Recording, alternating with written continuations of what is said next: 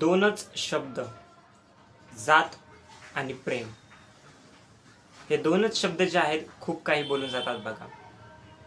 मी या दोन शब्दाचा उपयोग का केला, कारण की या दोनच शब्दावरती संपूर्ण एक मूवी जे आहे ते रिलीज झालेला आहे, ज्याचं नाव आहे धडक 2. त्याचाच रिव्ह्यू आपण या व्हिडिओमध्ये जे आहे ते करूया.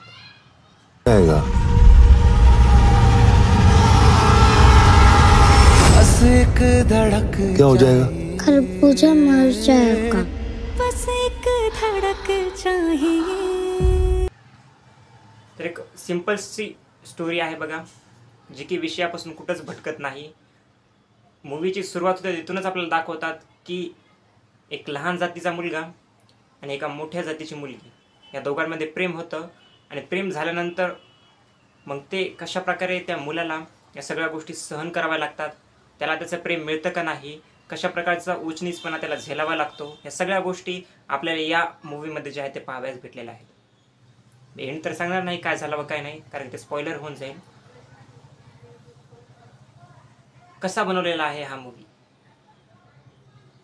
तर मी म्हणाल बघा, ज्या सामाजिक गोष्टी आहेत त्यावरती संपूर्णपणे योग्यरित्या भाष्य करणारा हा मूवी आहे.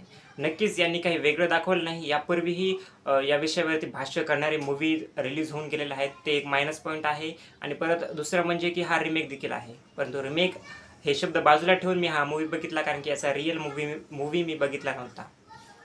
रिअली जर सांगायला गेलं तर मला तरी हा मूवी कितपत चांगला वाटला बघा.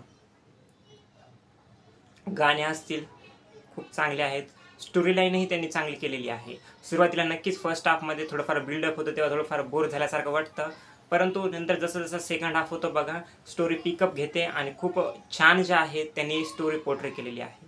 ॲक्टिंग वाईज जे सिद्धांत चतुर्वेदी जे आहेत त्यांनी जे ॲक्टिंग केलेली आहे, त्यांच्यासोबत तृप्ती डिमरी जे आहे त्यांची ॲक्टिंग मला खूप आवडली.